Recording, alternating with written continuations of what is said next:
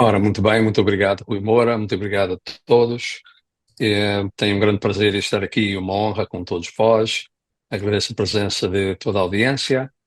Eu fico muito feliz por estar aqui, por ser uma das poucas palestras em que sou convidado em vez de convencer a universidade que tenha que convidar. Quase sempre, quando eu faço uma palestra, eu tenho que convencê-los que devem me convidar. Esta palestra foi o contrário, por isso agradeço. Um, eu posso começar aqui a minha apresentação. Para já, peço desculpa adiantada pelo meu português. Eu estou nos Estados Unidos há muito tempo, desde 1973, e às vezes faltam as palavras que procuro para me expressar. De qualquer forma, eu gosto sempre de começar com esta foto, que é a foto da Ilha do Pico. Esta foto foi tirada em outubro de 2006, na minha viagem para Lisboa, para publicar o meu primeiro livro, O Mistério de Colombo Revelado. E ali temos a Vila da Madalena, onde eu costumava ir à missa, e os Açores aparecem em mapas já no século XIV. Das coisas que às vezes não demos conta. Dizem que os Açores foram descobertos em 1420 e tal, mas já eram conhecidos há muito tempo. Desde 1460 que a ilha é povoada, que os meus antepassados ah, andaram por lá. Desde 1991 eu ando a investigar a vida de Cristóvão Colombo. Publiquei o meu primeiro livro após 15 anos de investigação e tenho vários livros publicados em vários países, até Portugal e Estreito de Colombo, que chegou ao número 1 em Portugal. Este ano publicamos 3 livros. Columbus in the Crosswinds, foi a pedido do almirante Henrique Gouveia e Melo, e acabamos de publicar a nossa tese de doutoramento, Columbus versus Colombo, que prova que o Colombo italiano não era o navegador que navegou para a Espanha. E finalmente publicamos 1494, Dom João II e o Segredo do Brasil. Ora, eu gosto muito de apresentar imagens, porque as imagens dão muita informação. Eu não sou piloto nem cartógrafo, mas acho que podemos chegar a uma conclusão de eventos utilizando o que eu chamo as três ciências: lógica e ciência, lógica e comportamento humano. Este mapa é uma recriação do mapa de Ptolomeu, em que vemos o zero ao ocidente e 180 graus no oriente, que passava por cima da China. Isto era a parte norte do Equador, conhecida por Ptolomeu, ou pelos geógrafos da época de Ptolomeu, no ano 150. E o zero marcava as Ilhas Canárias e a Islândia. Assim que no ano 150, os europeus já conheciam as Canárias e já tinham navegado até à Islândia, que não um feito muito pequeno, dizer assim. Também, quando nós lemos relatos e informação em crónicas, às vezes nós não sabemos muito bem o que estão a escrever porque não há outra informação. Por exemplo, Gaspar Frutuoso escreveu que o Faial, a ilha do Faial nos Açores, foi descoberta em a certa altura, e que o pico só foi descoberto muitos anos depois.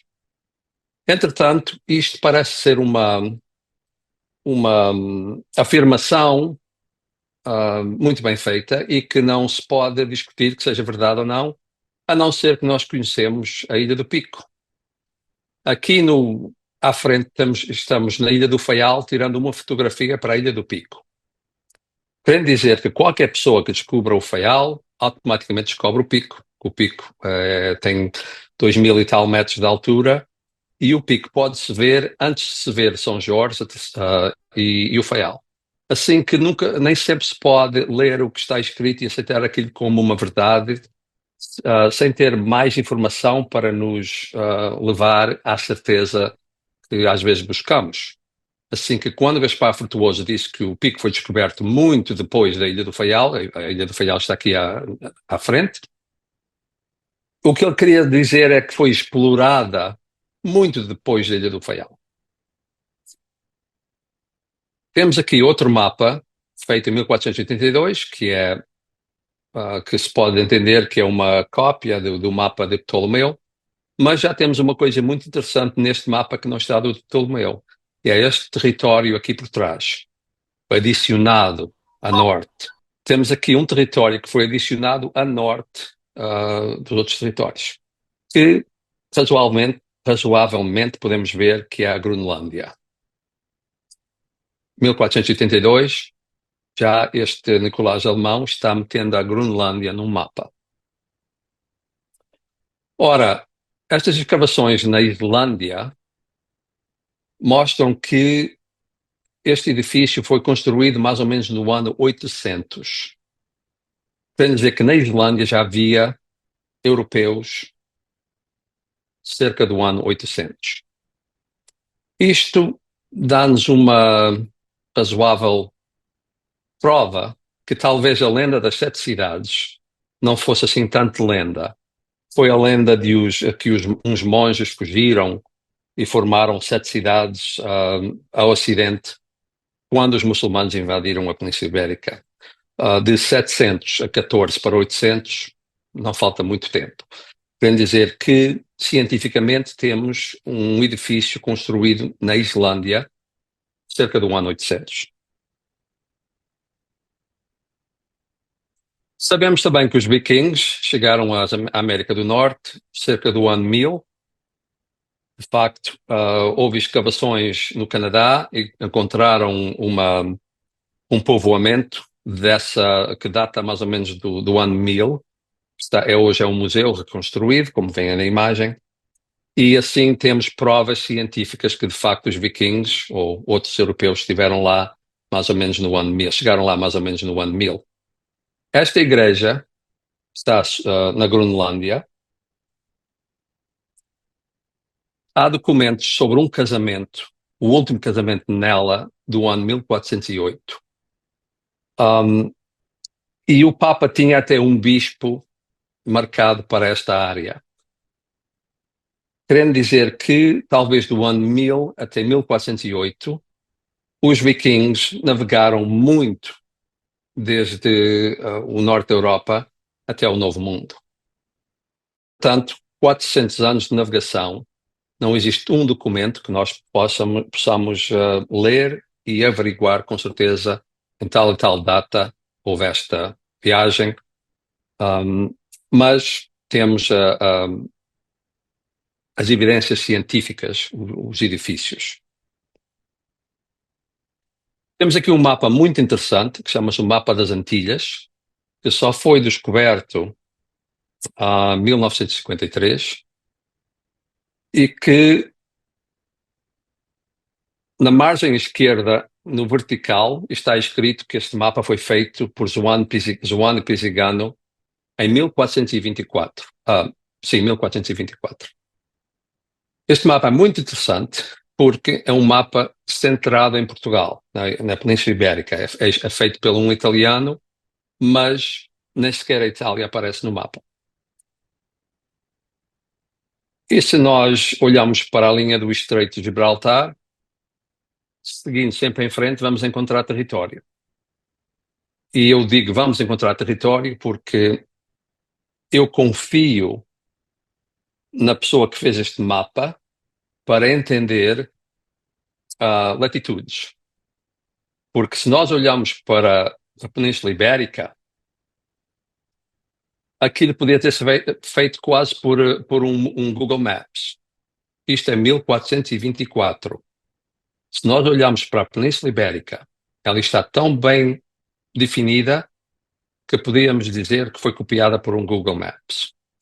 Agora, temos um território ali ao ocidente, vários deles, vamos dizer assim, e podemos dizer que aquela ilha vermelha, mais ou menos a área de Virgínia nos Estados Unidos. Temos ali as Ilhas Canárias.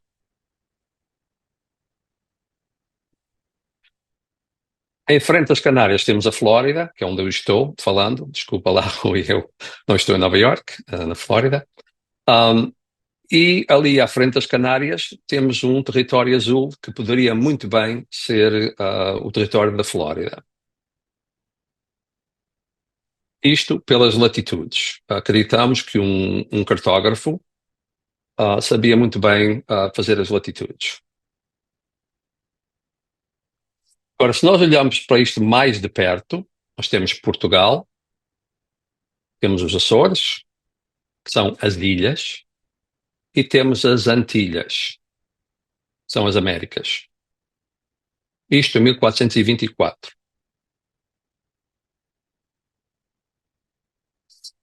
E o nome Antilhas, há muita discussão, tem havido muita discussão sobre o nome Antilhas, e eu sempre afirmo que o nome é um nome puramente português. É puramente português porque não é do latim, não é do italiano não é do espanhol. E além disso, o nosso dicionário português diz que ante fica diante ou em frente.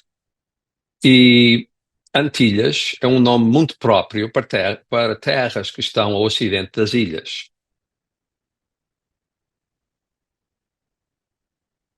Assim que o território americano seria já conhecido por Portugal em 1424, pelo menos em 1424, embora tivesse havido viagens anteriores não documentadas, vamos dizer assim.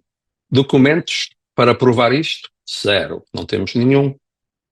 Se este mapa que está aqui não tivesse sido encontrado em 1953, esteve escondido por 500 e tal anos, se este mapa não tivesse sido encontrado, não tínhamos nenhuma prova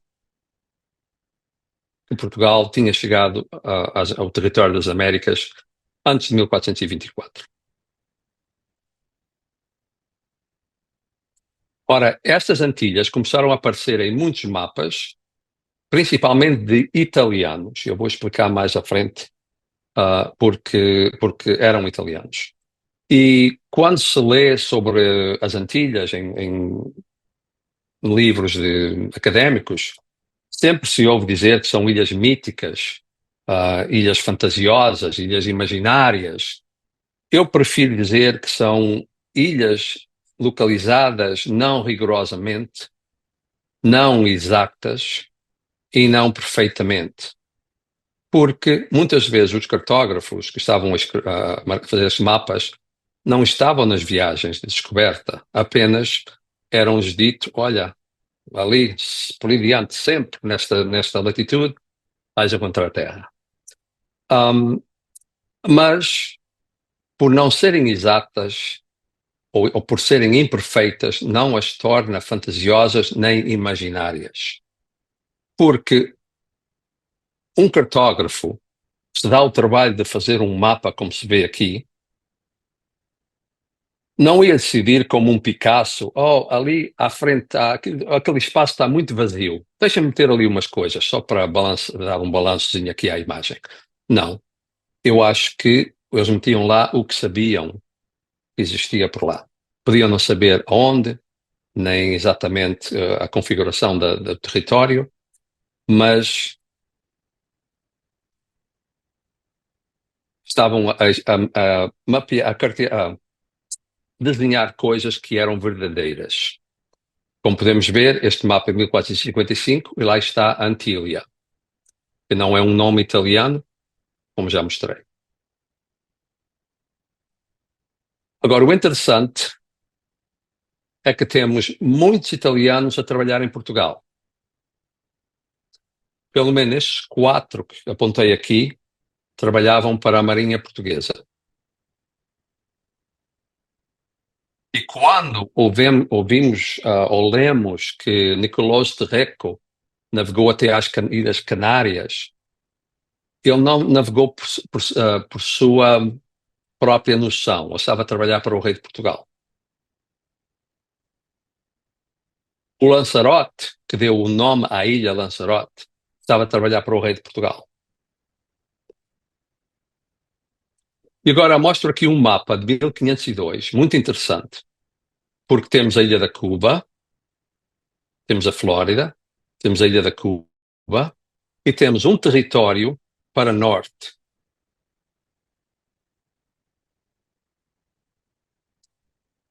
que diz as costas do Mar Oceano. 1502. Se nós olharmos para este mapa mais alargado, podemos ver as costas do Mar Oceano, podemos ver a altura de Portugal, ali da Península Ibérica, ali à direita, e se nós montamos três alturas da Ibéria, neste mapa, neste território a ocidente, e se nós fazermos isto no Google Maps, temos uma altura relativa ao que está no mapa de 1502 e o que está no Google Maps.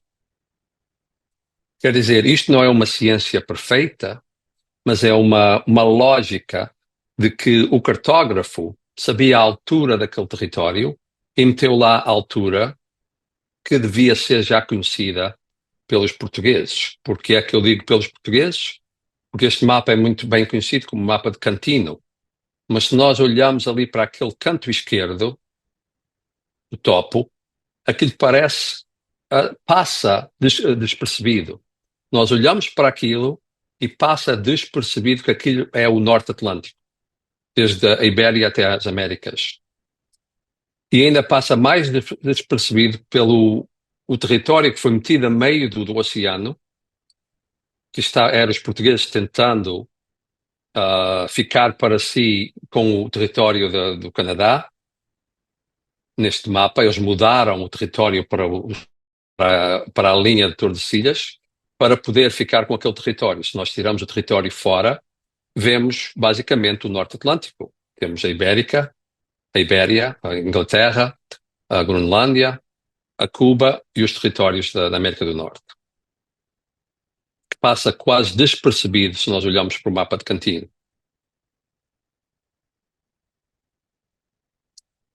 Documentos que os portugueses tiveram na América do Norte, não há nenhum, além dos mapas, como podemos ver.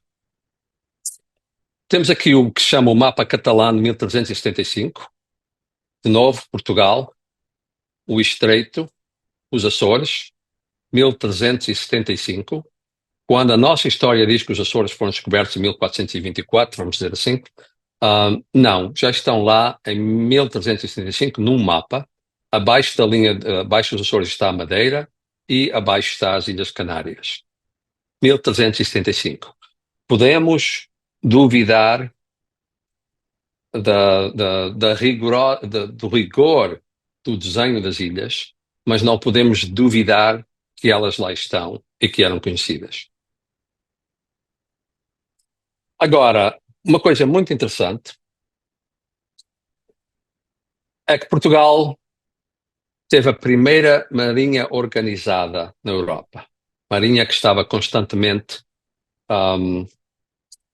em rigor, vamos dizer assim. Pelo rei Dom Dinis, em 1317, em que ele contratou o almirante Manuel Pessanha Pisagno da Génova para vir servir como almirante em Portugal, para ter sempre ao seu comando 20 capitães do mar genoveses e que guardassem os segredos do rei. O contrato do almirante Pessanha diz e que guardem os nossos segredos. Querendo dizer que o almirante tinha que guardar os segredos e as pessoas que trabalhavam para ele deveriam guardar os segredos também. Ora, temos 20 capitães italianos que comandavam 20 barcos e que andaram pelo Atlântico por 100 anos e não sabemos o que andaram fazendo. O rei Dom Afonso IV tentou conquistar as Ilhas Canárias com estes italianos e, obviamente, com alguns portugueses. Durante o século XIV, Dom João II, no reinado de Dom João II, Dom João II despediu os 20 capitães E eu afirmo que Dom João I, desculpem, e eu afirmo que Dom João I despediu os 20 capitães italianos exatamente por causa do mapa das Antilhas 1424. Quando esse mapa, que era um segredo, esse território que era um segredo português, começa a aparecer nos mapas, Dom João I disse, não podemos ter essas pessoas aqui que não sabem manter o segredo. E despachou os 20 capitães genoveses que eram mantidos pelos descendentes do Almirante Pessanha. E foi assim que essas notícias de descobertas portuguesas vão parar à Itália.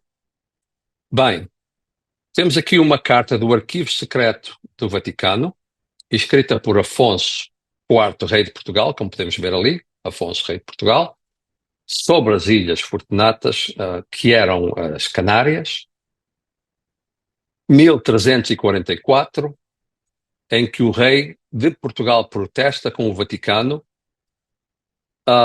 o Vaticano ter dado a conquista das Ilhas Canárias aos espanhóis, quando era Portugal e o rei de Portugal e a marinha portuguesa que tinha tentado conquistar as ilhas já por muitas vezes. O Vaticano, como Portugal era um território anti-Vaticano, vamos dizer assim, o Vaticano preferia que fossem os espanhóis a conquistar as Canárias e não os portugueses. De qualquer maneira, esta carta de 1344, os portugueses tentaram várias vezes conquistar as Canárias, documentos em Portugal, nenhum. Se não fosse esta carta estar nos arquivos secretos do Vaticano, do rei de Portugal a dizer que tinha tentado conquistar as Canárias várias vezes, jamais saberíamos que os portugueses tentaram conquistar as Canárias na primeira metade do século XIV. Temos aqui o mapa de Martelos, 1489, em que podemos ver a descoberta do Cabo de Boa Esperança e temos que entender uma coisa muito importante. As descobertas portuguesas eram quase sempre mantidas em segredo. Eram mantidas em segredo porque Portugal era um país muito pequeno, com 1 milhão de habitantes, que se um quarto desses habitantes fossem soldados, era 250 mil soldados, basicamente 3 estádios de um campo de futebol, nunca mais podiam controlar território, nem invadir territórios. Tinham que fazer tudo em segredo para manter o controle dos territórios. Entretanto, temos aqui um mapa de Martelos em que se vê a descoberta do Cabo da Boa Esperança, que foi em 1488. E muitas pessoas dizem que não havia segredo em Portugal porque o Martelos fez um mapa sobre a descoberta do Cabo da Boa Esperança. E eu pergunto, quantos mais mapas é que conhecemos de 1489 sobre a descoberta do Cabo da Boa Esperança? Foi publicado em mais algum lugar? Não. Conhecemos o mapa de Martelos, porque Martelos, obviamente, seria uma pessoa da confiança do rei de Portugal. O que não está neste mapa é o território americano. Continua mantido secreto. Documentos sobre a descoberta do Cabo da Boa Esperança em Portugal? Nenhum. Não existe um. Nós só sabemos da descoberta do Cabo da Boa Esperança porque o Cristóvão Colombo esteve reunido em 1488 com Dom João II e Bartolomeu Dias em Lisboa, e o Cristóvão Colombo anotou isso num dos seus livros. Se não fosse o Cristóvão Colombo anotar essa informação, talvez ninguém saberia a data da descoberta do Cabo da Boa Esperança. Temos aqui o mapa de Juan de la Cosa, 1500. Juan de la Cosa era o dono da nau Santa Maria, da primeira viagem de Colombo, de 1492.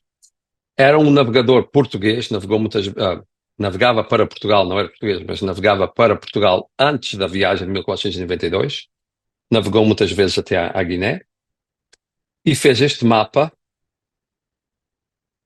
em que de novo vemos a Península Ibérica,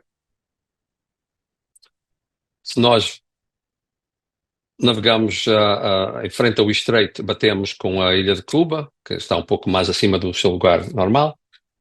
Mas o importante neste mapa é ver o território verde ao ocidente. Nós temos do Canadá até o Brasil. 1500.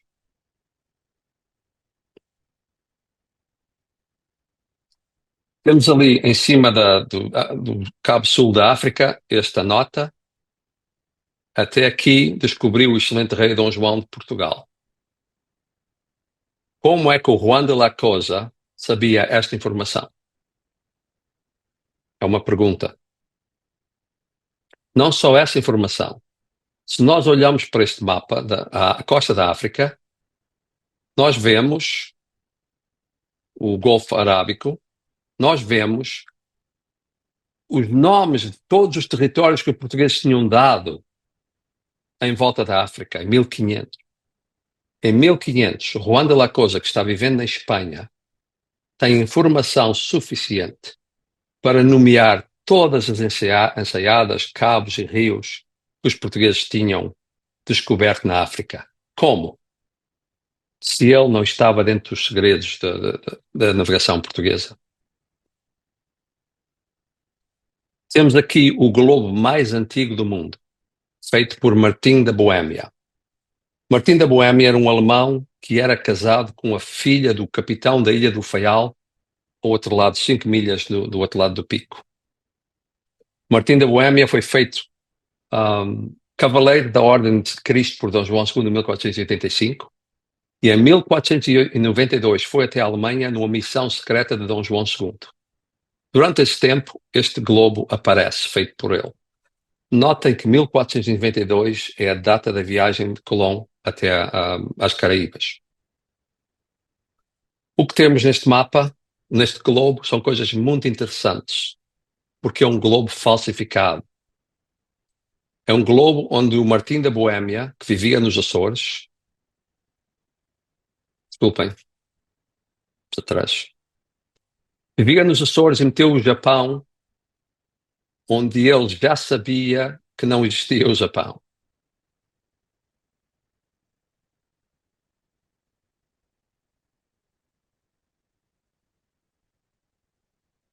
Peço desculpa porque eu carreguei aqui sem querer, mas vamos dar uma voltinha atrás.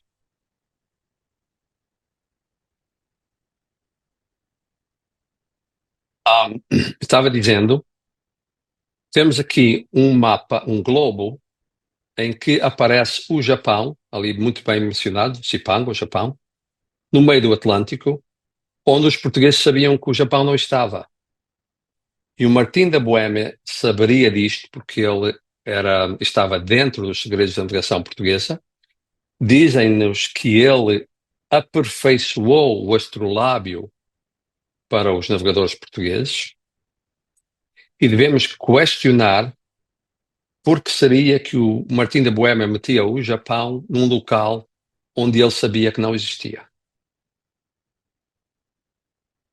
É uma pergunta que deixo no ar. Seguimos à frente. Portugal tinha um mapa padrão que, presumo, era já muito antigo e eles iam adicionando as novas descobertas neste mapa. Quem nos diz isso é o Jerónimo Munzer, que navegou, viajou, digo eu, pela Espanha e por Portugal em 1494. Era um agente duplo de Portugal e do acho que era o rei Maximiliano, com uma missão de tentar pressionar os reis católicos de focarem na conquista de Jerusalém, vamos dizer assim. Eu explico isto no meu livro, não vou entrar muito nisso aqui. Mas o que é que o Mansa diz? Que o rei deu-lhe acesso a tudo, às fábricas das espadas, ou à forja onde fabricavam as espadas e as lanças, acesso às canas, o bambu que tinha vindo do Ocidente, nas ondas, e a um mapa muito grande pintado numa tábua dourada, um diâmetro de 14 palmos. 14 palmos, um diâmetro de 14 palmos. 3 metros de largura.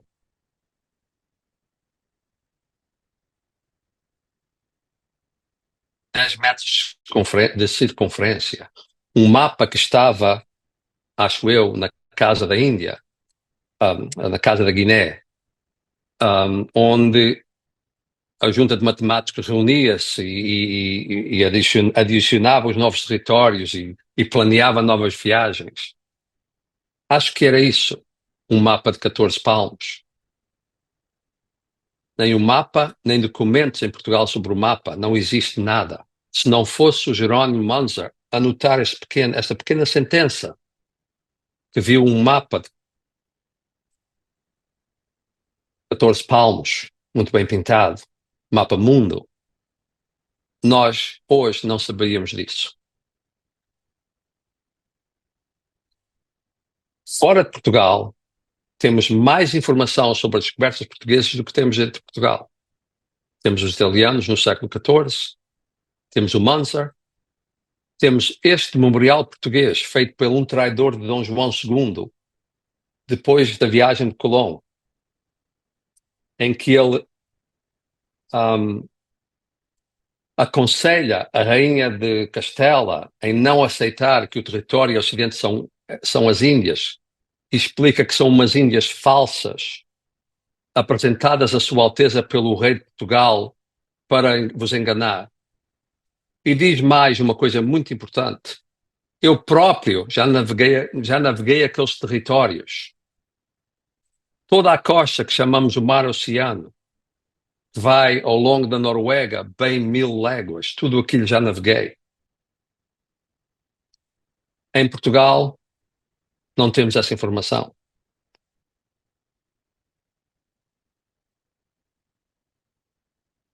Assim que temos cerca de 1330 e 1320, os portugueses a tentar conquistar as Canárias, os Açores já mapeados em 1370 no mapa catalão, o território americano no mapa das Antilhas, 1424, 1473, a duquesa de Viseu, que tomava conta das descobertas por a morte do seu marido, o duque Fernando de Viseu, de Beja, e o seu era tutora do seu filho de menor idade.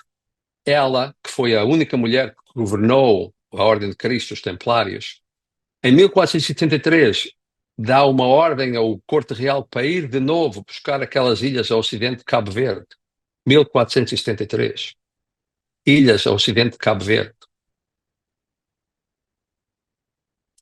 1487, o primeiro português chega à Índia, Pedro da Covilhã, um espião enviado por Dom João II através do Médio Oriente para ir encontrar pilotos e ver a terra e mapear aquilo tudo. 1487. 1488, a descoberta do Cabo. Depois temos um homem a que todos chamamos Colombo, que de facto nunca foi Colombo.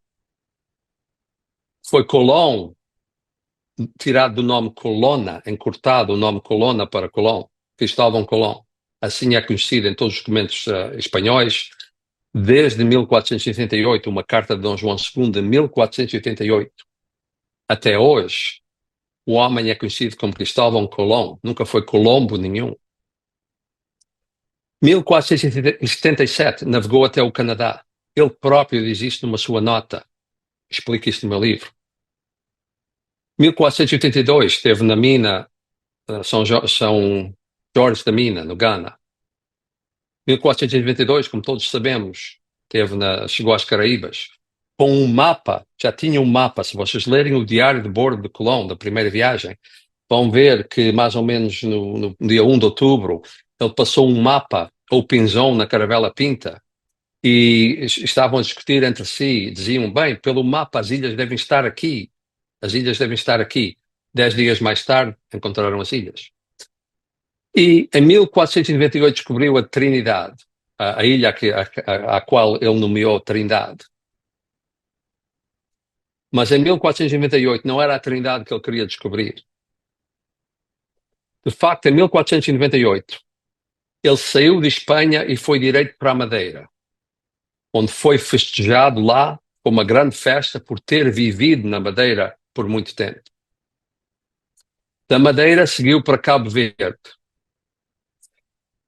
De Cabo Verde seguiu sudoeste. No dia 3 de julho, começaram as calmarias. Estiveram ali parados à beira da morte, com temperaturas elevadas, sem vento, quase uma semana. Assim que o vento começou a soprar, ele fugiu logo para norte, indo bater na Trindade. Mas não era para ali que ele queria ir. Porque ele disse que das ilhas de Cabo Verde queria seguir sudoeste até abaixo da linha equinoccial, equinócio, para ir averiguar o que é que Dom João II tinha dito, que ali havia um continente. Sendo que a rota planeada era ir bater na Fortaleza, no Brasil. Eu quero ir a sudoeste, abaixo do Equador, para ir averiguar o continente que Dom João de Portugal me disse que estava ali. É a primeira nota que passou despercebida. Diz mais que o rei de Portugal lhe disse, por causa de ali haver território, ele teve as discórdias com o reino de Castela e meteram uma linha a 360 léguas para ficar com aquele território. Isto escreveu Cristóvão Colón na sua viagem em 1498. Ora bem, Dom João II morreu em 1495. Só lhe poderia ter dito esta informação antes de 1495, antes de morrer. Mas as discórdias sobre a raia, a linha que ia dividir o Atlântico, o território, terminaram em julho de 1494. E ainda mais, as discórdias iniciaram-se em março de 1494, assim que o navegador chegou a Lisboa e se entrevistou com Dom João II. Ora, logicamente, isto diz-nos que o Brasil estava descoberto antes de 1492. Quando o navegador chega a Portugal e vai direito para Portugal, não foi para a Espanha, e entrevistas com Dom João II e mostra-lhe os locais onde visitou, e Dom João II diz, não, para aí, isto vai haver problemas, porque tem ali um território que vai ficar para mim. Dom João II, os portugueses já sabiam do Brasil antes de 1493. E há uma outra informação muito importante que vem no Tratado de Tordesilhas, para quem se der o trabalho de ler. Enquanto estavam a preparar o Tratado de Tordesilhas, os portugueses insistiram nesta cláusula. E esta cláusula é porque o Colón estava na sua segunda viagem. E essa segunda viagem, Portugal não sabia se ele saiu com 17 barcos. A segunda viagem saiu com 17 barcos. Portugal não sabia se alguns daqueles barcos teriam ido bater no Brasil por causa do vento ou das correntes. Se algum daqueles barcos castelhanos tivesse ido bater no Brasil, Portugal queria assegurar que nas primeiras 250 léguas não pertenceriam a Castela. Por entanto, se eles tivessem encontrado alguma terra no território daquelas 120 léguas que marcavam o território das 360 léguas, Castela poderia ficar com aqueles territórios. Notem bem que a linha de 250 léguas ao ocidente de Cabo Verde e a mesma linha de 100 léguas ao ocidente dos Açores que foi pedida ao Papa por meio do Cristóvão Colón é a mesma é o mesmo local, Fortaleza, no Brasil. Era o limite em que Portugal que Portugal queria manter para si. Embora tivessem mudado a linha para 370 léguas para o Ocidente, o limite absoluto era as 100 léguas ao Ocidente dos Açores. E é isso que esta cláusula faz no Tratado de Tordesilhas. Os castelhanos terem ficado com o território do Cabo de São Agostinho, se por acaso tivessem ter ido lá parar durante a segunda viagem.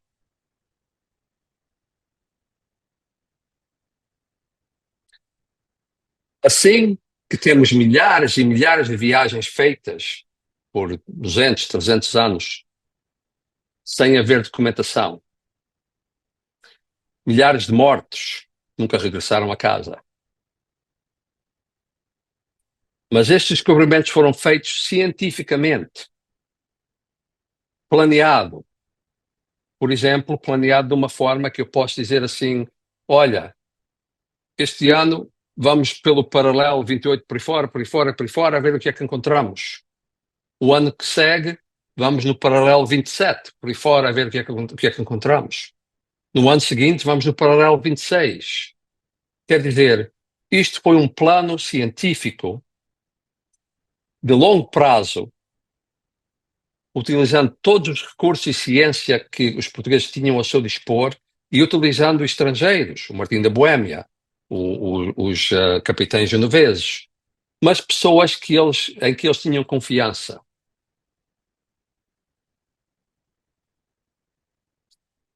E no fim de tudo, tivemos milhares de descobertas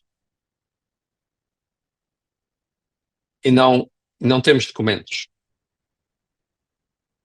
Se não fosse o Cristóvão Colombo dizer, o rei de Portugal disse-me que ali a sudoeste temos um continente, jamais poderíamos afirmar hoje que o Brasil estava descoberto antes de 1493.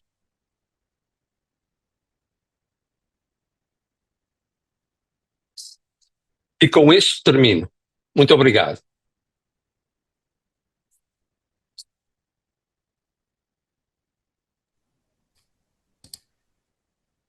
Muito obrigado, Manuel Rosa.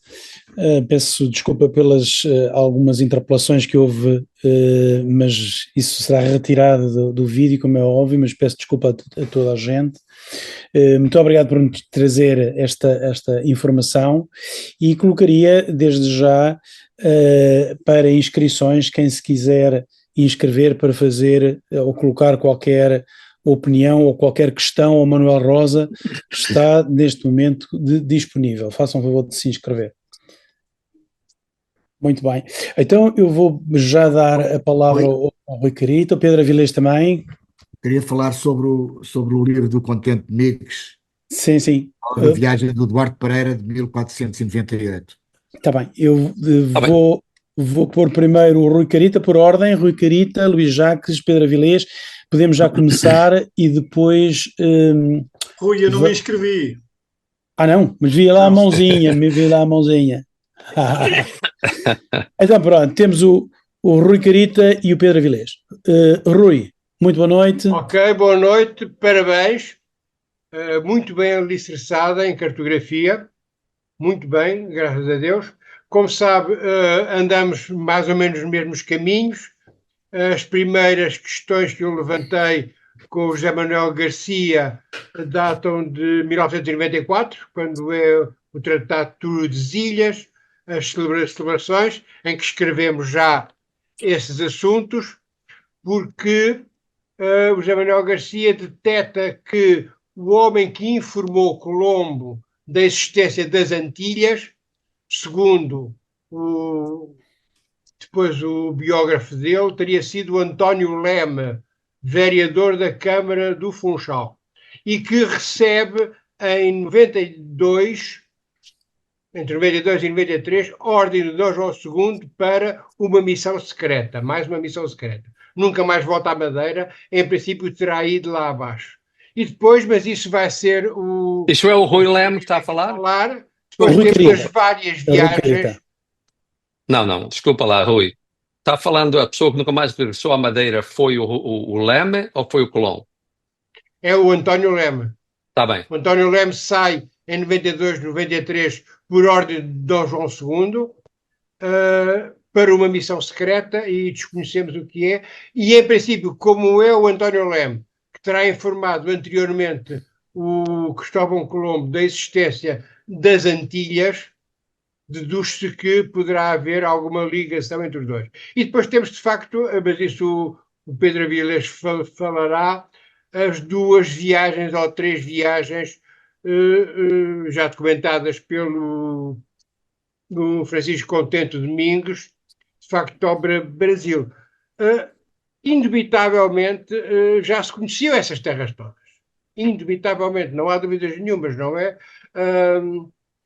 Só que hoje lutar contra uma história oficial é sempre uma dificuldade.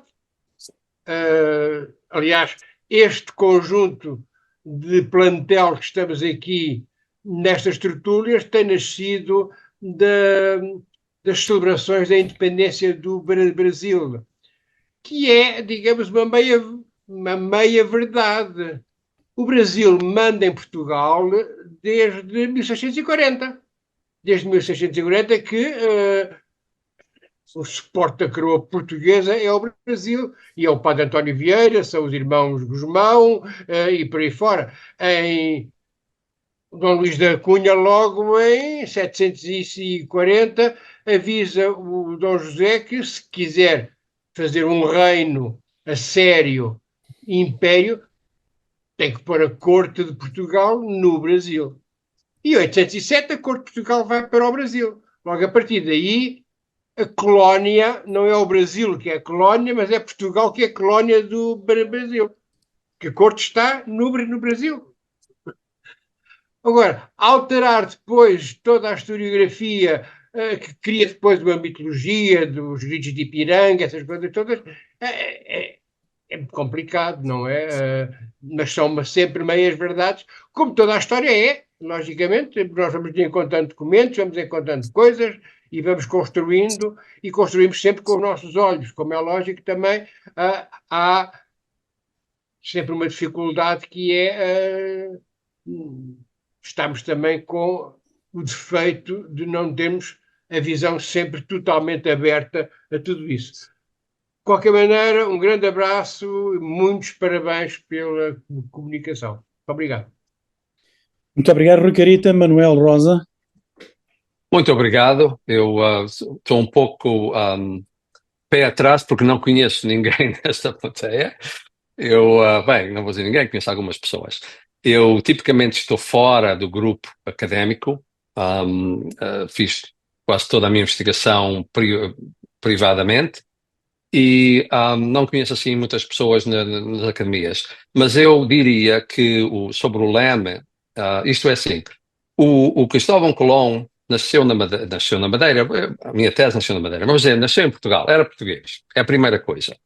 Era uma pessoa muito chegada a Dom João II, tanto chegada que o próprio rei mostrou-lhe a descoberta do Cabo da Boa Esperança, estando ele já em Castela, tentando levar os espanhóis para o Ocidente, sim?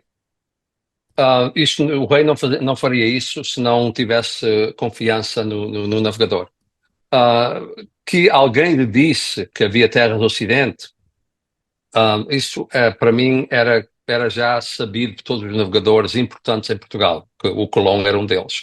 Mas como eu mostrei nesta apresentação, o Colombo esteve no Canadá em 1477, na viagem luz dinamarquesa, que muitas pessoas querem negar que existiu. E eu mostro isto no meu livro, 1494, Portugal, o Segredo de Colombo, Dom João II e o Segredo do Brasil, desculpem. Prova-se isso mesmo, que ele teve no Canadá, como ele diz que teve, em fevereiro de 1477. Não precisava do Leme lhe dizer que havia territórios do Ocidente, porque ele próprio já estava lá.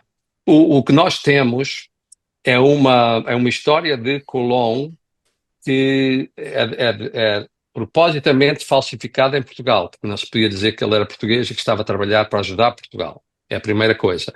Segunda, quando ele termina a sua missão secreta em Espanha, que era oferecer estes territórios ao Ocidente aos castelhanos e convencê-los que era a Índia, Um, Quando ele termina essa viagem, que vinha a ser, deveria ser, quando regressou da primeira viagem, a sua missão estava, perdão, João II, estava feita. Ele agora tem que montar vida para si em Castela. Tem que fazer vida para si, para os seus herdeiros. Tudo o que acontece depois da primeira viagem já é uma missão diferente. De qualquer maneira, nós em Portugal ainda não conhecemos bem, não entendemos bem o que estava passando. Porque é que o Colón teve que fugir, teve que dizer que fugiu para Castela e essas coisas. Nós ainda não entendemos, porque as pessoas não estão a ler os estudos recentes. Continuam a ler o Samuel Eliot Morrison e o Vasco Graça Moura e o Luís de Albuquerque, pessoas que não investigaram, mas que tinham, como é que se diz? Feeling. Reputação. Tinham uma reputação que qualquer coisa que eles dissessem era aceito. E isso é o problema que nós temos. Como o Rui Carita disse, é impossível mudar a história. Sim, isto vai mudar, vai levar tempo, porque está provado que o Colón não era um senão italiano. Está provado que ele nasceu em Portugal, não se sabe exatamente onde, mas nasceu em Portugal. Está provado que ele não foi descobrir nada, ele foi revelar aos castelhanos o que os portugueses já tinham descoberto. E isso vai levar tempo para mudar. Muito obrigado, Manuel. Concordo em pleno. Aliás, a questão dos mapas é muito interessante, porque um mapa é uma fonte de informação muito grande que é muito difícil substituir por livros ou por listagens, porque o mapa contém muita informação. Mas também, ao longo da história, sempre foram utilizados mapas para enganar o adversário, e os mapas eram copiados e recopiados como ferramentas de trabalho, como é óbvio, e que iam sendo completadas garantidamente ao longo das próprias viagens para depois serem melhorados. E, portanto, muito obrigado também pela listagem e os mapas que trouxe, que são absolutamente notáveis e que permite a sua análise profunda, que é muito pouca gente que faz a análise da cartografia, e cartografia dos séculos XIV, XV e XVI. Essa cartografia é absolutamente vital para percebermos exatamente aquilo que os documentos que ou não existem porque eram secretos e não foram preservados, ou alguns documentos que também eram feitos para enganar possíveis adversários e para os conduzir na direção ou no sentido contrário. Bom, temos 3 inscritos, vou passar a palavra ao Pedro Avilés e depois tenho inscritos o Flávio Augusto e o General Stoffel. Pedro Avilés, muito boa noite. Ativar o som. Muito boa noite, os meus parabéns ao Manuel Silva Rocha, que nos fez uma palestra interessantíssima, que levanta uma série de pontos interessantes, todos eles a serem perseguidos e investigados, porque são todos de grande interesse e poderão levantar imensos outros elementos de conhecimento que não temos ainda. Eu só queria dizer 3 pontos. O primeiro era só dizer que, em relação ao Colón, lembrar que há poucos dias foi feita uma autópsia a ADN, que se chama um estudo do ADN do Colón, ao seu corpo, não sei, do cabelo, que é onde é que conseguem fazer a análise do ADN, e uma das coisas que descobriram que é importante, que explica muito para mim todas estas dificuldades em atribuir uma nacionalidade do Colón, é que descobriram que ele tinha ADN de judeu.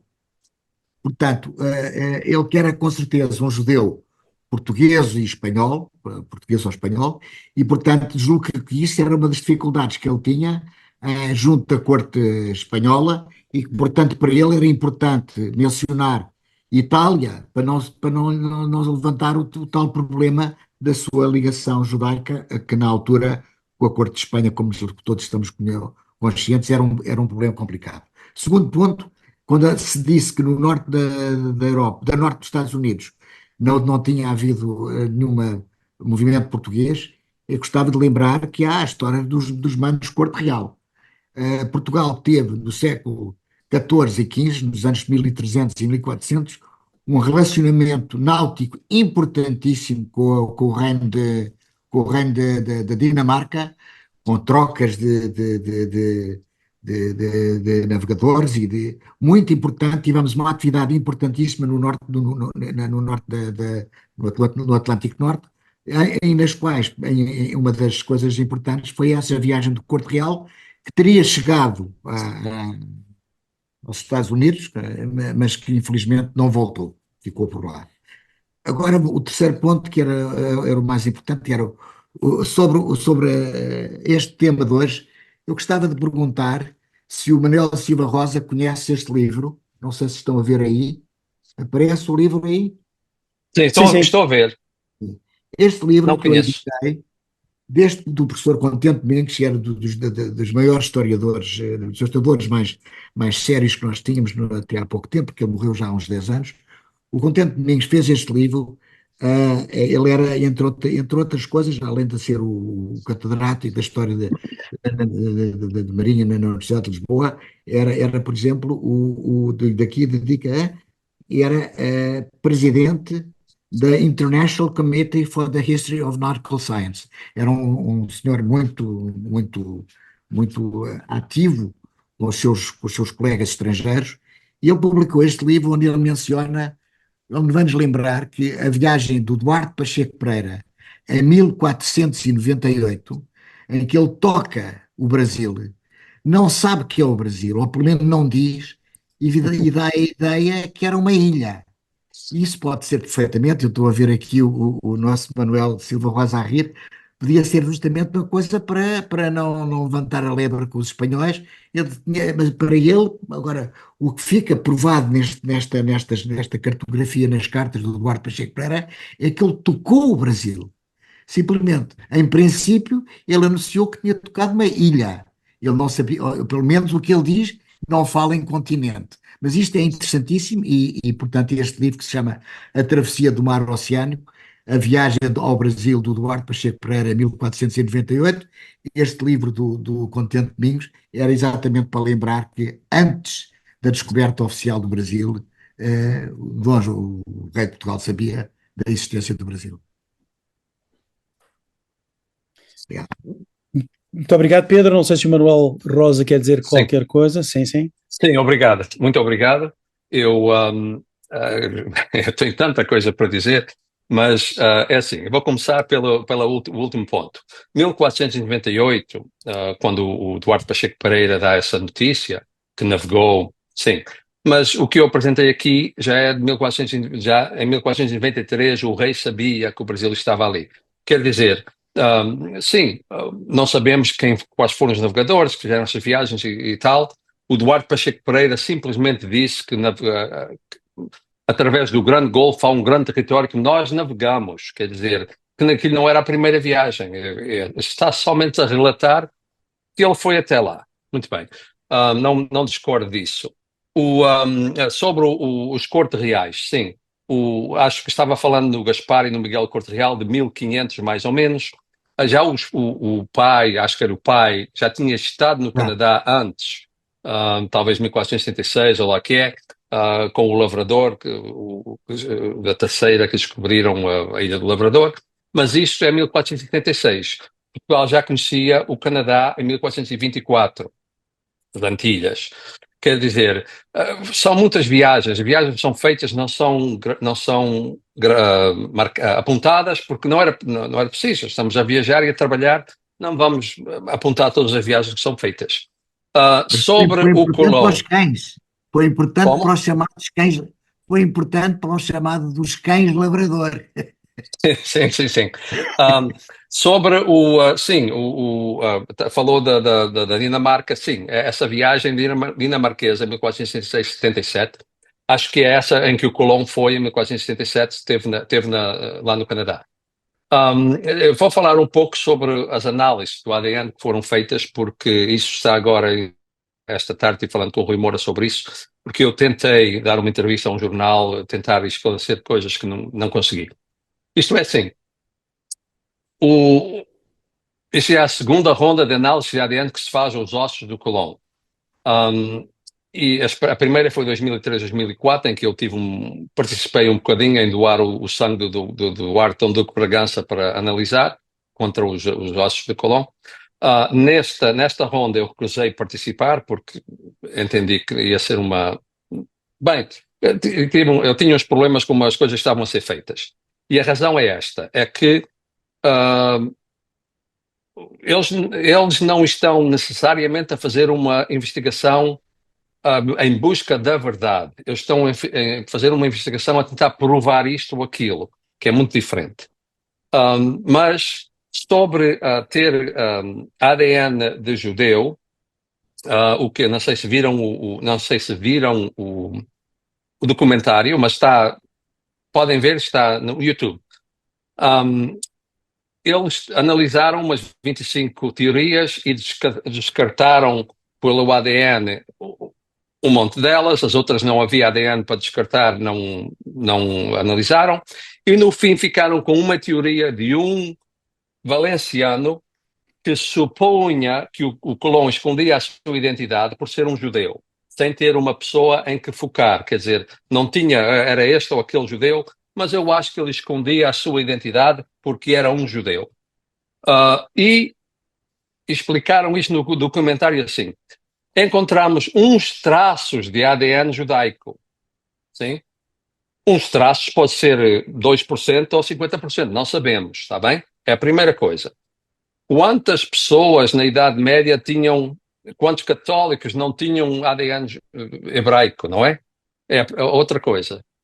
Mas além disso, o Colón era casado em Portugal com a filha do capitão da ilha de Porto Santo, em 1479. Está bem? A filha do capitão de Porto Santo tinha 3 primas direitas que eram condessas e uma marquesa. O primo dela era o mordomo Dom João II. O cunhado dela, o Pedro Correia da Cunha, que foi capitão de Porto Santo e depois capitão da Ilha Graciosa, era um dos 25 guardas de Dom João II. O tio dela, o Rui Muniz Magro, era o capitão dos arqueiros da Câmara de Dom João II. 1479, esta mulher casa com um homem em Portugal. Acha que era um judeu? É isso que eu tenho a dizer, não é? Não se ouve. Não se ouve. Garantidamente não era um tecelão genovês. Sim, quer dizer, o que nós temos é um pouco de ADN que aponta para uns antepassados hebraicos, vamos dizer assim, mas não aponta para quem ele era. Eu não ouvi, ele estava a falar, eu não ouvi. Sim, eu também diria aqui uma coisa que hoje em dia começa a ser muito conhecido e falado, principalmente pelas séries que se vêem na televisão, mas que poucas pessoas a nível histórico depois não pensam nisso, que é a realidade da cadeia da custódia da prova. A cadeia da custódia da prova permite, só quando ela é perfeitamente seguida, é que permite confirmar que a prova realmente não foi alterada, ou foi desviada, ou foi substituída, e é realmente aquilo que estamos a falar. É a questão, por exemplo, dos ossos. Quem é que nos garante a nós exatamente que ossos pertencem exatamente a quem se diz que pertence, passados 500 anos? E por outra coisa que falei hoje com o Manuel da Silva Rosa é os espanhóis querem dizer que os ossos de Colón estão em Sevilha, mas estão todos? E serão mesmo de Colón? E não haverá mais ossos de Colón espalhados por muitos outros sítios? E, portanto, quando se faz análises de ADN, garantidamente, 500 anos passados, nada nos garante que houve a manutenção perfeita da cadeia da custódia da prova. E, portanto, todos estes estudos realmente necessitam também de ter o seu quê de análise e de ponderação. Eu não sei se o Pedro está satisfeito com a resposta. Temos aqui sim mais 3 inscritos. Só gostava de dizer uma coisa sobre os sefarditas em Portugal. Muito breve, Pedro, porque temos ainda 3 inscritos. Muito breve. É que Dom João II sempre protegeu os sefarditas. E que nós recebemos em Portugal, no século, ainda no tempo de Dom João II, milhares e milhares e milhares de sefarditas que fugiam de Espanha, que vinham para Portugal e que Dom João II protegeu. E que Dom João II inventou aquela maneira depois de poder, quando foi obrigado por Espanha, pelo casamento do filho, com a filha da reis de Espanha, quando foi obrigado a fazer a Inquisição sobre os deuses, inventou aquela coisa de com baldes de água para cima de sefarditas. Pronto, agora é questão. E aí começaram os chamados questão novos. É só dizer que, portanto, se isso é verdade, é natural que o Colón se sentisse mais protegido e mais à vontade em Portugal, com a sua origem sefardita, do que em Espanha, com certeza. Claro. Manuel Rosa, muito breve só. Está bem. Só queria dizer, de novo, o Colón nasceu mais ou menos em 1455, em Portugal. Esses problemas que estavam a ter com os sefarditas em Espanha foi em 1492, foi já muito adiantado, está bem? Ele casou em 1479 em Portugal, 15 anos antes de ir para a Espanha, 10 anos lá que é. Quer dizer, temos datas e coisas que não acertam. Além disso, sim, ele poderia muito bem ter antepassados sefarditas, mas nasceu em Portugal e era nobre em Portugal. É só isso que eu queria dizer. Muito bem, obrigado. Obrigado, Manuel. Temos aqui 3 inscritos, Flávio Augusto, o General Stoffel e o João Palmeiro. Agradecia que fizessem a vossa colocação breve, está bem? Flávio, muito boa noite. Boa noite, General, boa noite a todos. Professor, parabéns, obrigado pela palestra. Eu queria fazer uma pergunta ao senhor seguinte. Antes, só um adendo aí, o que o General falou com relação a mapas falsos. A Estrada Real no Brasil, durante o ciclo do ouro, tem um segundo trecho que sai de Ouro Preto, passando por São Paulo, indo para o Porto de Paraty, de onde era escoado o ouro. E isso na cartografia oficial da época não aparecia. Bom, a pergunta que eu faço é a seguinte: qual a relação com os templários no tocante à logística para as grandes navegações portuguesas? Haja vista que a documentação trazem à baila essa informação. Gostaria de saber a opinião do senhor baseada em suas pesquisas. E obrigado e parabéns pelas pesquisas, professor. Um abraço. Muito obrigado. Eu só quero dizer, não sou professor, sou um investigador.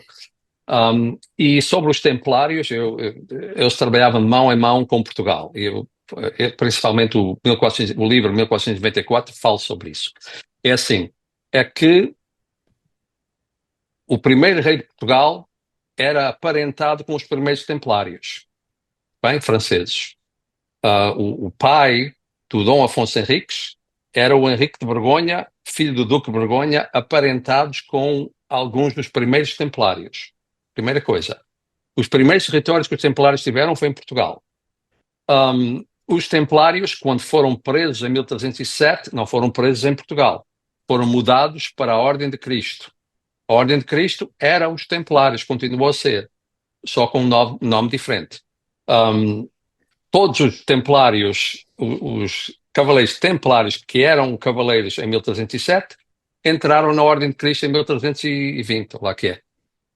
Continuou a ser os templários, só que não era agora uma organização internacional, era uma organização nacional.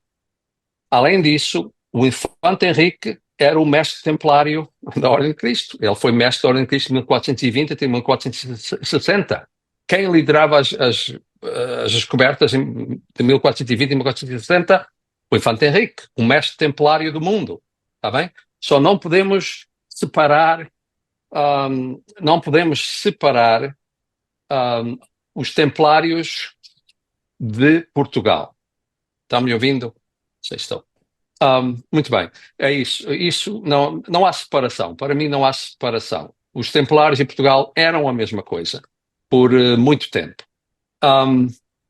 Outra questão bem, agora esquece-me a outra pergunta que fez, mas de qualquer maneira é isso. Eles trabalhavam mão em mão e os segredos que os templários tinham antes de 1307 isso, certeza, veio tudo para Portugal, porque foi um local onde não eram presos e também acreditamos que a Marinha dos Templários veio para Portugal e foi por isso que Dom Dinis começou a primeira Marinha em Portugal em 317.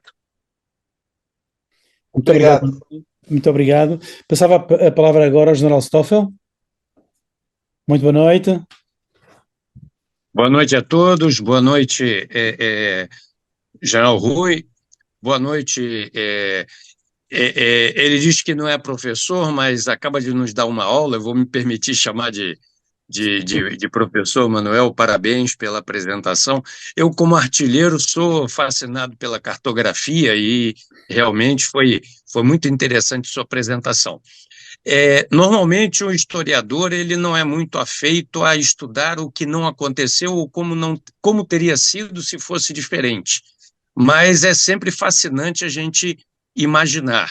O senhor nos apresentou toda uma história de conhecimentos que foram mantidos em sigilo, ou se tentou manter em sigilo, para que nas negociações conseguissem garantir os interesses econômicos, os interesses de colonização. Mas houve vazamento de informações, como o senhor mostrou, e houve também alguns episódios que foram mais devidos ao acaso, como, por exemplo, a calmaria que impediu que a frota de Colombo fosse diretamente para o Nordeste brasileiro e infletisse para as Caraíbas.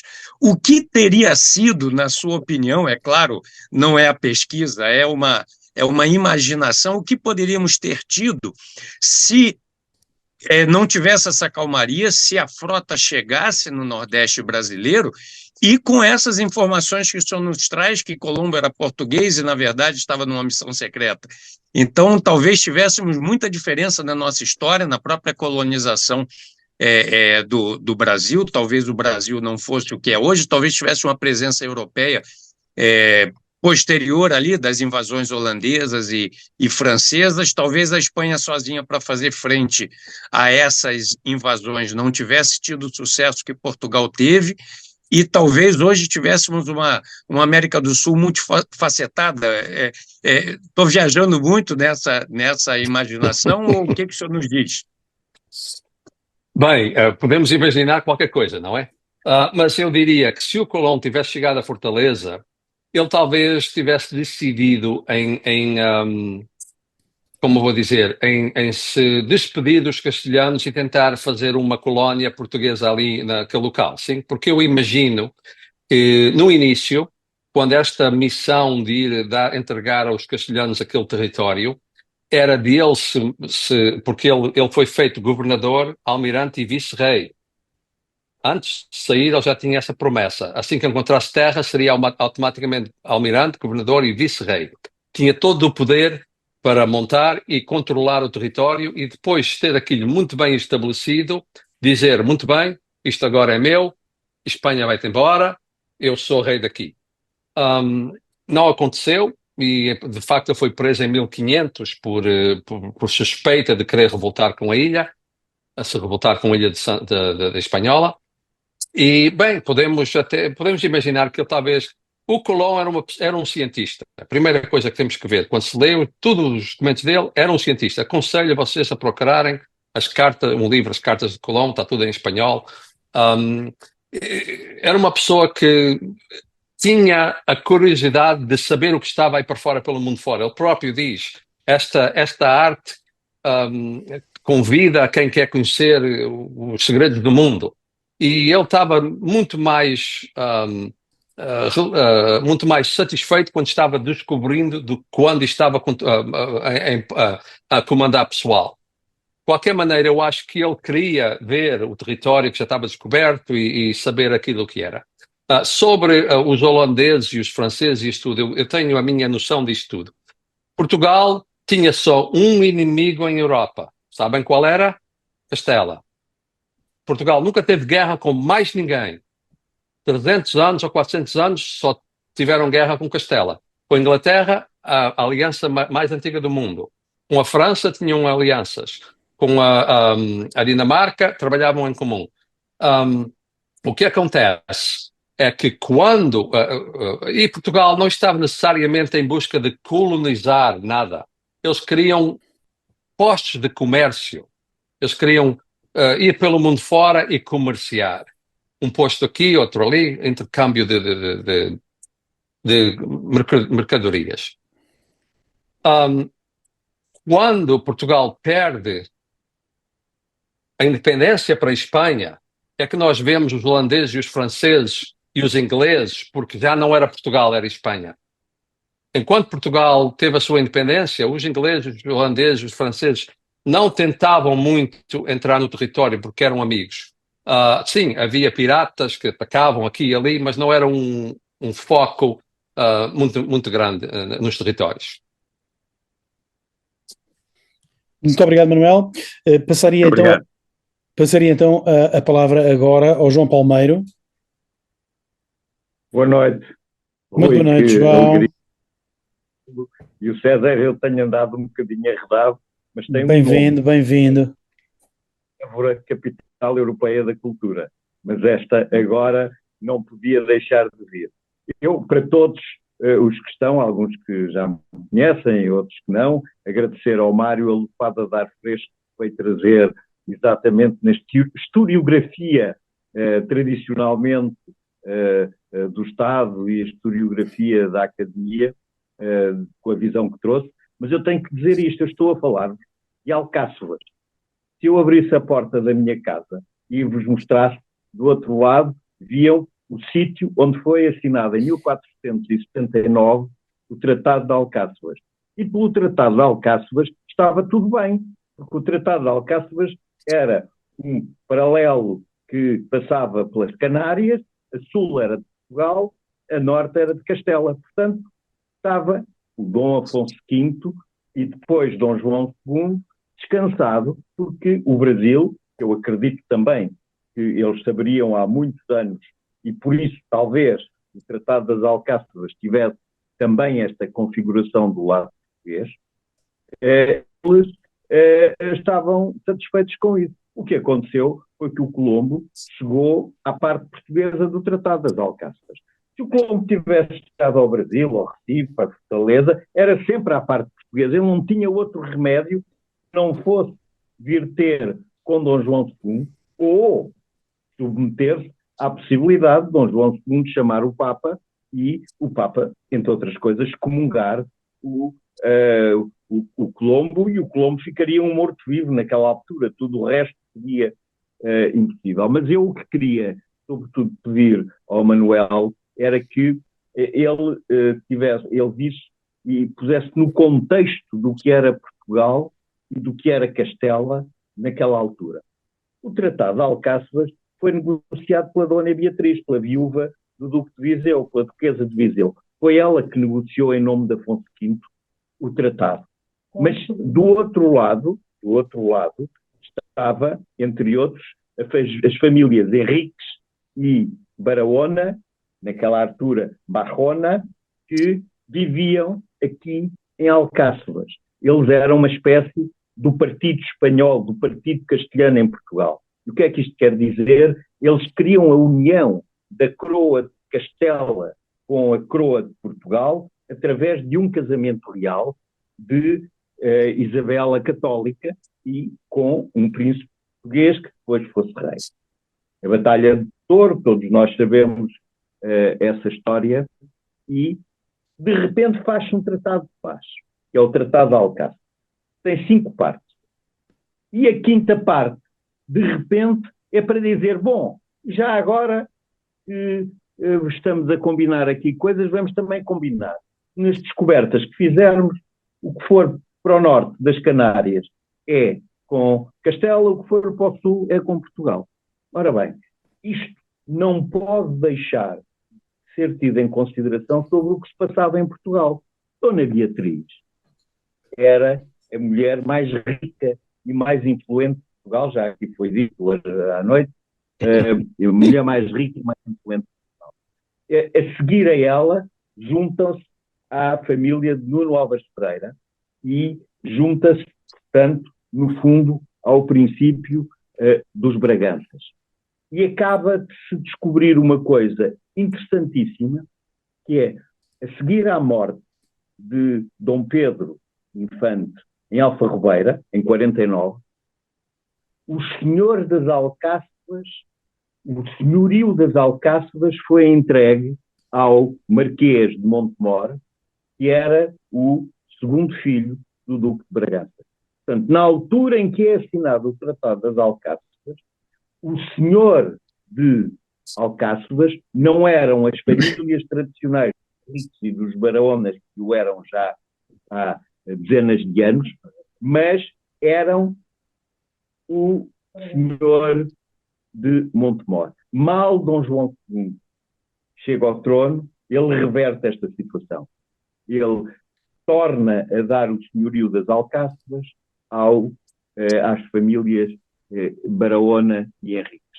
Portanto, há aqui uma matéria, e, portanto, e depois o Tratado de Tordesilhas, exigido pelos reis católicos, não é mais que o Tratado das Alcáçovas, que é a tal quinta parte do Tratado das Alcáçovas, em que há a negociação pelo Dom João II, óbvia, de que eu quero que a linha, agora que é este-oeste, vá mais para lá.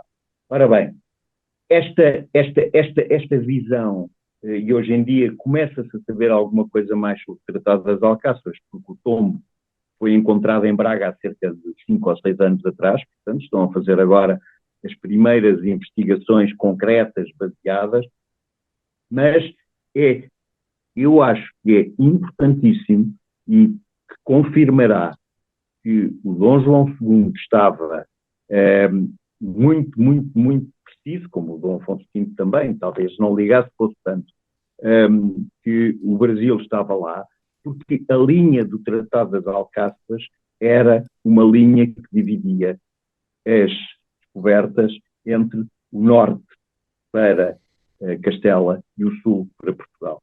E, portanto, gostava muito de ouvir o que é que o Manuel sabe disto e tem, qual é a opinião que ele tem sobre isto. Ora, muito bem, muito obrigado. Eu posso dizer que, sim, muitas pessoas dizem assim, o Colón jamais poderia ser um agente secreto, Dom João II, indo causar problemas no Atlântico, onde o Tratado de Alcáçovas já tinha tudo resolvido. Sim? Isso é o que muitas pessoas dizem.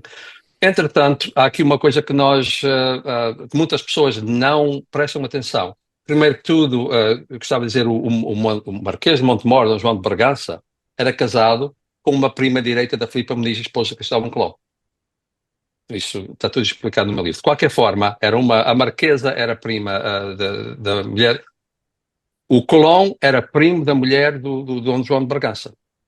Era primo da mulher do Conde de Mira, a Francisca da Silva, era prima direita da Filipa Muniz. De qualquer maneira, vou entrar por aí agora, porque já está mais que provado que o Colón era um nobre em Portugal. O Tratado de Alcáçovas é uma coisa muito interessante, porque uma das ofertas que o Marquês de Montemor e os traidores de João II estavam a fazer a Castela para ajudar a assassinar Dom João II, em 1483 e 84, duas coisas. A entrega da Rainha Joana à Rainha Isabel, a excelente senhora, sim, e a anulação do Tratado de Alcáçovas. Está bem? Duas coisas importantes para Castela. Anular o Tratado de Alcáçovas e receber a Rainha Joana em posse da Rainha Isabel para ela não causar problemas no futuro. Então, o Tratado de Alcáçovas, neste sentido, era um tratado que atava as mãos aos castelhanos a sul das Canárias. Era um tratado importante para eles. Agora, o que é que... vou-me meter na posição de Dom João II. A Rainha de Castela quer me ajudar a matar para receber acesso ao comércio da Guiné. Vamos entregar um território que nós sabemos que está para ali, não tem muito proveito para nós, mas para eles dá lugar para eles correrem e fazerem lá o que quiserem.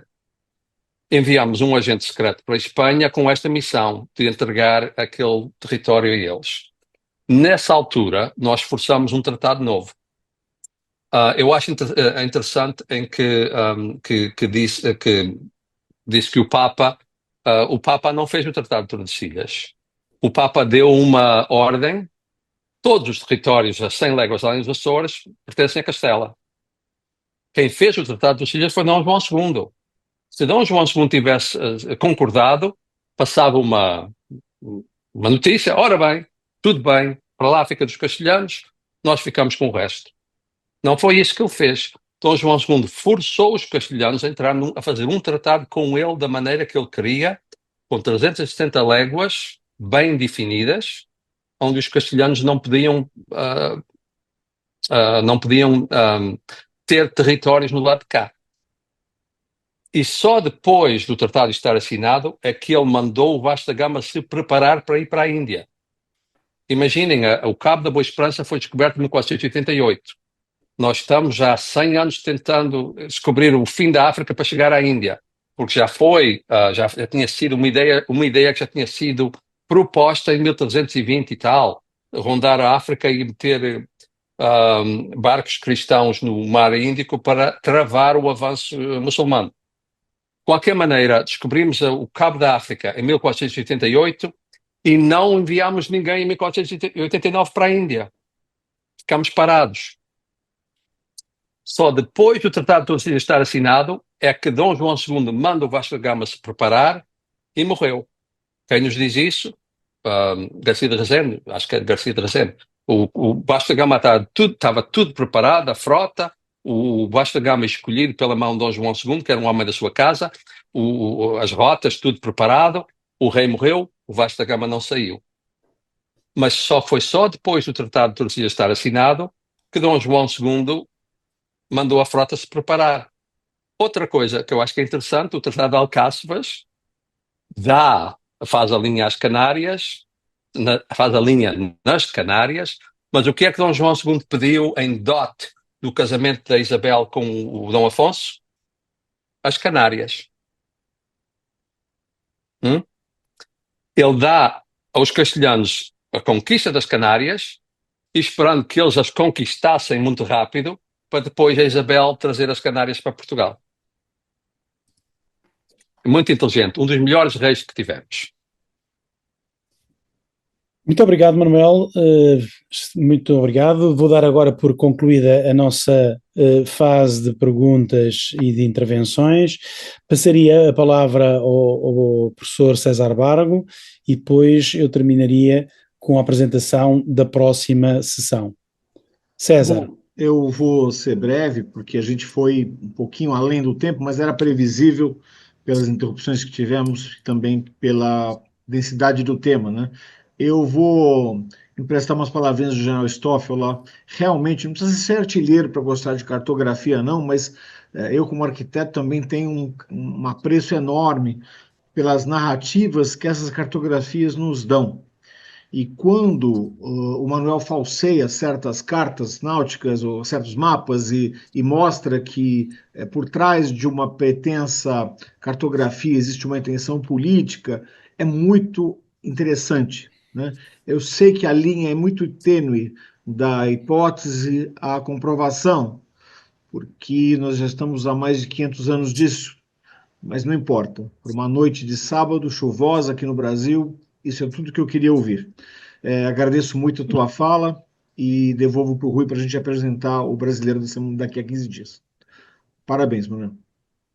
Obrigado.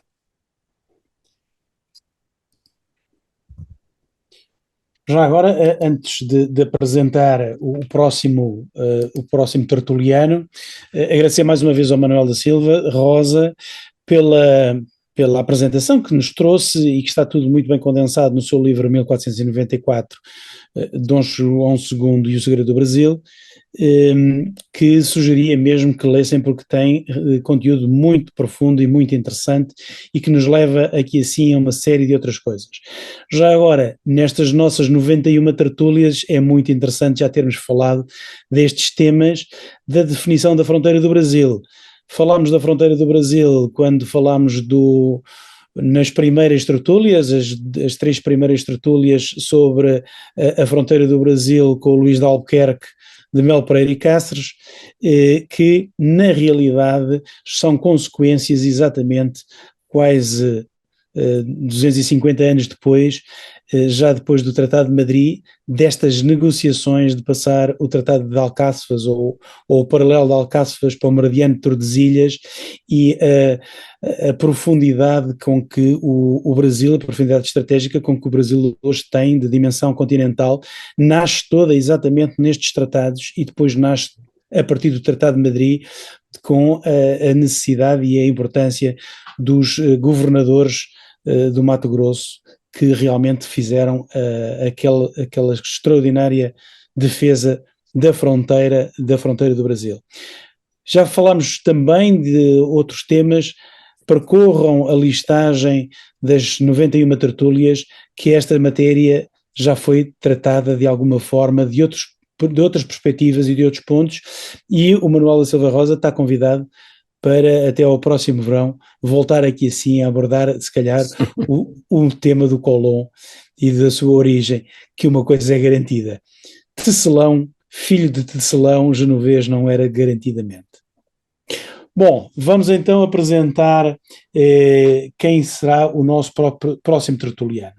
O próximo tertuliano vai ser o professor Dr. Luís Fernandes Mocelin Speracete. É um italo-brasileiro, é graduado em Relações Internacionais pelas Faculdades de Campinas, é mestre em Ciências Sociais e Ciência Política pela Pontifícia Universidade Católica de São Paulo, é mestre em História Económica pela Universidade de São Paulo e tem também estudos na Johns Hopkins University dos Estados Unidos. Trabalhou na Divisão de Comércio Internacional da Comissão Económica para a América Latina e Caribe da Organização das Nações Unidas, atuou também na Secretaria de Assuntos Internacionais do Ministério do Planeamento em 2013 do Governo do Brasil, e também como analista económico internacional da Fundação do Instituto de Pesquisa Económica. Desde 2015 é membro do Núcleo de Análise de Conjuntura Internacional do Departamento de Estudos Pós-Graduados em Economia da Pontifícia Universidade Católica de São Paulo, é docente do curso de Relações Internacionais da Universidade Católica de Santos e é autor do livro A Rússia sob o comando de Vladimir Putin, um ensaio sobre teoria política e história. E o que é que o professor Dr. Luís Fernando Speracete vem-nos falar? Vem-nos falar da guerra comercial entre os Estados Unidos e a China e quais as consequências que esta guerra comercial entre estes países, quais são as principais medidas, quer dos Estados Unidos, quer da China, qual o panorama atual e quais os desafios e oportunidades para o Brasil e para Portugal. Estejam connosco daqui a 15 dias. Muito obrigado mais uma vez ao Manuel da Silva Rosa e muito obrigado a todos pela presença nesta noite de sábado. Muito obrigado a todos, muito obrigado e muitos parabéns ao Manuel Rosa. Muito obrigado. Se inscrevam no canal, Um abraço.